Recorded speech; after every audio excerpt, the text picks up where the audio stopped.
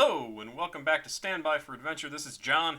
We're going to be jumping into optional rules for D&D 5e. I only have a handful of them, but these are the ones that I think are potentially the most interesting, the most useful, and will make your characters, for some of them, feel much more competent and powerful and interesting. It will also provide some flexibility in combat that the current rules sort of allow for, but not really. And they're ones that I work with or that I use, and or am seriously considering using for the latter ones rather. And then we've also got Thaco Thursday, and I've got something a little bit different picked out for that today, but it is still from the original Players Handbook for AD&D. But let's head into this. First off, the first rule I would say should absolutely be used, and I wish they had included it in the core rules for 5th edition, is the Bloodied condition from 4th edition. I thought that was an absolutely fantastic idea. Bloodied, in case you don't know, is once a character, good guy, bad guy, whatever it happens to be, gets to half its hit points or less, the GM informs the players that the character is bloodied. What this does is gives the characters, first, some inclination that they're having an effect. Second, tells them how far along they are in dealing damage and how much longer the combat might go. It also might tell them they landed a really super lucky blow early on and got the character to half their hit points. Perhaps the rogue hit with a sneak attack that was surprisingly effective, maybe with some sort of vulnerability or something, and just did a bunch of damage. But that's great because it makes the combats more dynamic because you feel like you are making progress as opposed to just attack, lose hit points, attack, lose hit points, attack, lose hit points, attack, lose hit points. They're dead. It's just not very exciting. And sometimes it is unclear in the GM's descriptions how badly hurt a creature is. So I definitely recommend using Bloodied, and it doesn't require changing any rules. It doesn't add anything like characters getting more abilities when they're at half light or half their hit points or less, or if they're over half their hit points. So if you're a GM or DM and you're running your game, just let people know when they get a bad guy to half their hit points or less, and it will have a huge effect on the game, both in terms of how you interact with the players, but how the players interact with the bad guys, because once they know the bad guy is at half or less, they can, there's a visual cue for them, and they can take into account whether or not this bad guy seems like maybe it took us a long time to get to this guy to half hit points, maybe we should consider running away. Or they could also say, hey, maybe we can actually tackle this, and redouble their efforts and try a little harder to defeat the bad guy. Or they can just feel very confident that, okay, we've got this covered. So it will change the way they interact with the world and the rules, and I think it's an absolutely super useful thing to do. Highly recommend including it in your games, and all it is a narrative choice, really. Also from earlier editions, and I think this was in 3rd edition and 4th edition, they had Taking 10 and Taking 20. And this was basically if you were doing something that normally, under some amount of pressure, you would make a roll for. But in this case, if you weren't under any sort of pressure, you could take 10, meaning you would basically take 10 times as long to do something, and make the roll as if you had make it so that instead of rolling, you just have rolled a 10 and add whatever bonus of your skill to it. I think this is a great idea. I don't recommend taking 20. Taking 20 is like why roll at that point? Because you're adding 20 to the roll, you're adding the skill above that, and it just is silly. But taking 10, I think, makes a lot of sense, because you could, in fact, be sneaking around somebody's house and have enough time to take 10 on opening a lock. But maybe even in the middle of taking 10, somebody hears a noise and they say, okay, never mind, I'm going to stop taking 10, I'm just going to try and open it. It makes the characters feel more competent because they don't have to make rolls on things that, in the real world, if they had the skills of a rogue or something like that, they could take time to do something. Same is true, if you had rangers or really anybody out in the wilderness and wanted to make a survival check to, say, camouflage their camp. Take 10. There's nobody around who's trying to kill you. Doesn't really require you to make a roll, so just have it be, we'll take our time, we'll do this, instead of running the chance of rolling a 1 or a 2 or a 3 and just completely flubbing the roll. Just as the GM, say, yeah, taking 10 is fine. Have some limitations on it, obviously. You can't take 10 in the middle of combat. All that sort of stuff. It would be if you are attempting to do something that, given a real-world equivalency, if you have the same amount of time, if you have a relaxed amount of time to be able to do something, you can do it. I also think taking 10 is a really good thing and have used it in my games. Delaying your turn or delaying your action. Currently in 5th edition, what they do is have you ready an action, and it has to be a very specific thing, and it has to be stated when you delay your action. It doesn't change your position on the initiative score, but it is much more limited than delaying your action. And delaying your action comes from earlier editions as well, where you could say, I want to go after Jean's character goes, and once Jean does her thing, I then want to do my thing and take my turn. And it moves you, so say you had your elven ranger had an initiative of 21, and the dwarven berserker who you want to go after because you want to hit the bad guy after it's taken damage to take into account your, or to take advantage of your, Monster Slayer or Colossus Slayer or something like that? The ability is so that if your opponent is at fewer than maximum hit points, you do extra damage. So instead of going at 18, the ranger says, I'm going to wait until the dwarven barbarian goes at 12, and then the elven ranger would then go immediately after the dwarf on 12 and would move their initiative to that location on the chart. It opens things up a little bit more. It makes the combat really, I think, feel a little more natural. It is a different thing than readying an action. I understand readying an action would be something like, I'm going to wait here and wait until somebody comes around the corner, and when somebody does, if it's a bad guy, I shoot them. That's different than saying, I want to wait until this guy does something, and then I'm going to start acting from then on at that point. And I think they are two different things, and I think they should still be allowed, both of them, in the game. Certainly as a GM, you'd have to weigh whether or not players are taking advantage of one way of doing it or the other, but I think delaying an action or delaying your turn is a really excellent way to, again, make your characters feel more in control of what they're capable of doing during the game, and I think that's always a good thing. Ritual spells. I am very, very surprised, to some extent, with the spells that are rituals, and more significantly, the spells that aren't rituals. And I understand why some spells aren't rituals, but I also think it makes sense for a lot of them to be rituals as long as the players don't really power game it. I've been playing in a game recently where we've been, I have my druid character who has Locate Object.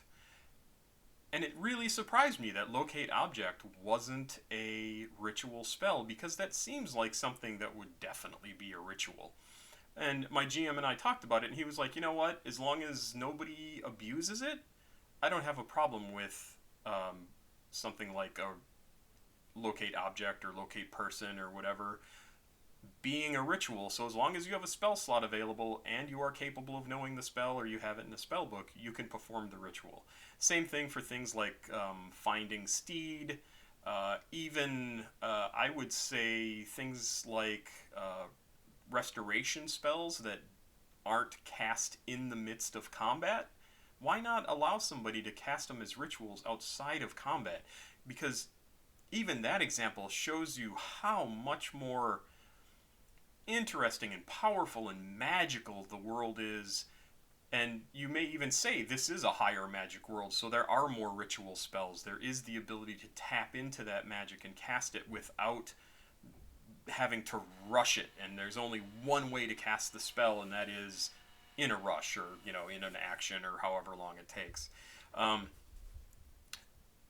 would recommend looking online for other people who have talked about this, and there's a good list of different spells that could potentially have a ritual tag.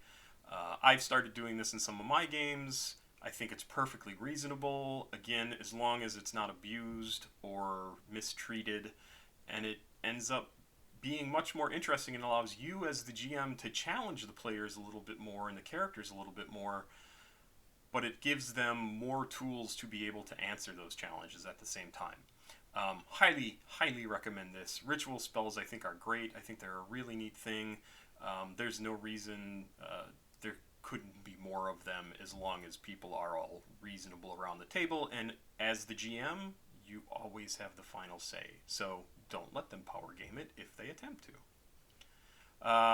Finally, non-combat spells don't count.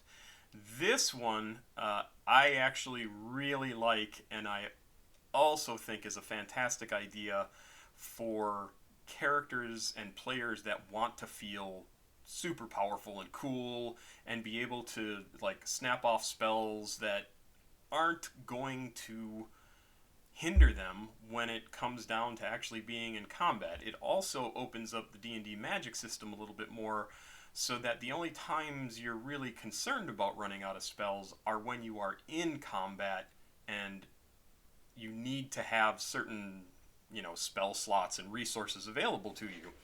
A good example of this was in a game. One of the players, or a bunch of the players, had gone to visit an old professor at a university, and he was super, super helpful and very, very nice. And one of the characters said, "Hey, can I cast enhance ability for Bull's Endurance on this elderly guy who's helping us out?" Now, that spell isn't really meant to do that. The guy was old and sickly and not feeling well and moved really slowly, and everything pained him. And I was just like, it would make sense. So I said, sure, yeah, that's great. You can cast that on him.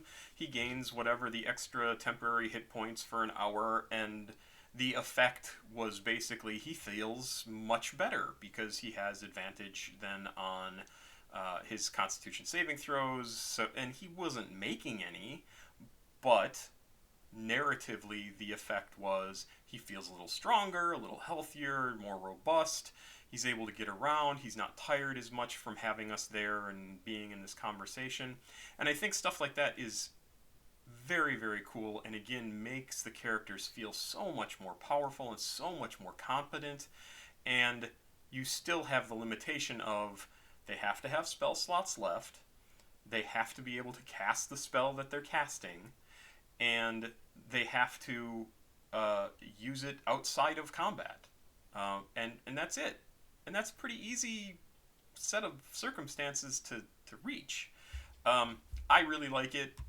You could come up with any number of spells that would work like this. Obviously, any combat spell outside of combat, I would still count as a combat spell. So if you're like, I'm not in combat currently, I'm going to cast Fireball. No, not like that. It would be things like the Enhance ability, or Even possibly curing spells, right? Outside of combat, it doesn't really matter if it costs a spell slot and just extends your adventuring day so the players are able to get more done. I like this idea a lot, and I've been using it. There are many, many more optional rules you can find online, such as critical hit and critical failure tables that have specific effects that might impose conditions or leave scars or whatever. Providing bonus feats to characters at character creation, or even potentially giving characters feats during the game from some sort of boon or other. Initiative modifiers based on weapons, and I bring this up specifically because we mentioned it a week or two ago in a Thaco Thursday, from AD&D's weapons all having initiative modifiers based on what they were. I would do a much simpler system, but it's something you could do if you want to introduce that level of realism in the game. So let's run through those again. Optional rules. Use Bloodied. Such a good idea. Allow taking 10. Allow delaying your action in addition to or replacing, what is it? Holding your action, something like that. I forget exactly what it's called. I just had it a minute ago. More ritual spells, and you should come up with a list of what they should be, and be very careful about them. And then allow for non-combat spells not counting towards their number of spells cast per day. I think it's a lot of fun.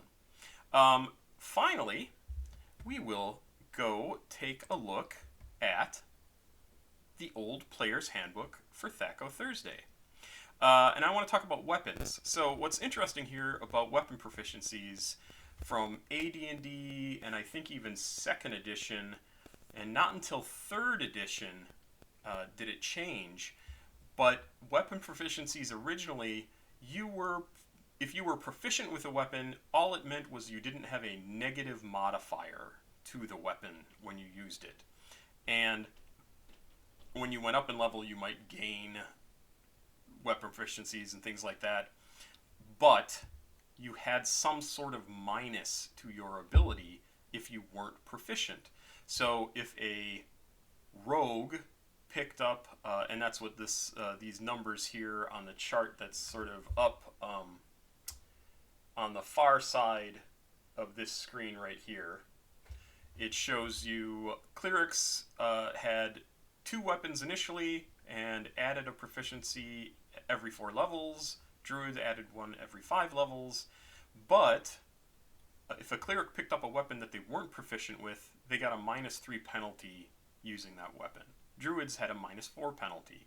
Fighters, who were generally pretty well trained in weapons, had a -2 penalty, same for paladins and rangers. Same for assassins. Rogues and monks had a -3. Magic users and illusionists, which was a subclass of magic user, are at a -5.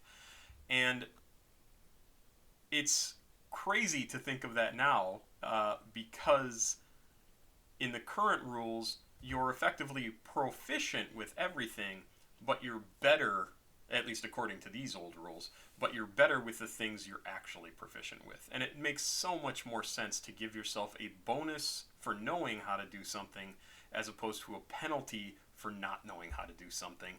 And it also allows your bonuses to increase over time in the current rules, which is a huge plus. But that's Thaco Thursday for today, and it's a kind of an odd one. Again, if you're curious about any of this stuff, this Thaco Thursday stuff, go find a PDF, if you can, of the old AD&D Players Handbook or DMG, or even the Monster Manual, and see what the differences are. It's amazing to look at how the game has changed over the years, and in my opinion, gotten better and better and better.